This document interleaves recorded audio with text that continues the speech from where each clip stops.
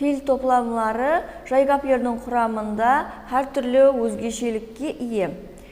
Сол өзгешеліктерін айтып өтсем, мысалы, фил топламлары неше сөзден түзілгеніне қарамастан гәплік белгіге ие бола алмайды. Олар гәп ішінде кеңейтілген гәп ағзасын түзіп келеді. Бұны жаңа мысалдар арқылы да айтып өткен едім. Екіншіден, фил топламалары айырымланбай келгенде гәптің бір ағзасына қатынаслы болып, сол гәп ағзасыменен мәнілі консинтаксилік байланысқа түседі.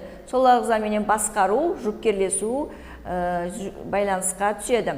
Һәм де ол анықлаушылық, толықлаушылық һәм пысықлаушылық мәнілерде сипатлайды. Яғни ол деген сөз анықлауыш гәп ағзасы, толықлауыш гәп ағзасы, пысықлауыш гәп ағзасы болады деген сөз. Үшіншіден, фил топламалары өз ішінде кеңейтіруші сөздерге ие болып кеңейіп келеді. Айтып өтіп едім, кеңейтуші ағзаларға ие болып келетұғынын. Бір талай гәплер болып келеді да, бірақ сол бір гәп ағзасына жауап береді, бір фил топламы болады екен.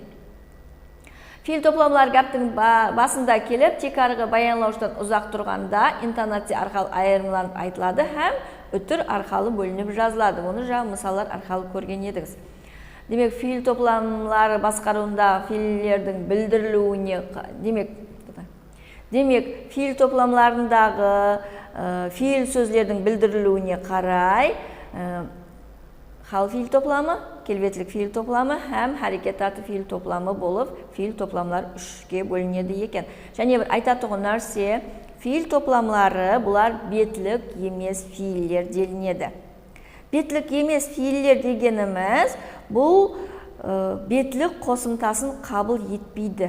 Яғни, белгілі бір бетке санға тиесілі болмайды. Жаңа мысалларда көрдік қой, барды, мысалы, қарады, оқыды деген нелерде, мысалларда, мысалы, оқыды болса, белгілі бір бетке тиесілі, яғни белгілі бір сөйлеушіге тиесілі болып тұрды. Ал бұнда болса, сол іс-әрекетке бағдарланған болады, һәм сол іс-әрекетті бетлік емес филлер, яғни сол хал фил, келбетлік фил һәм харекетат филлер бетлік емес филлер деп айтылады.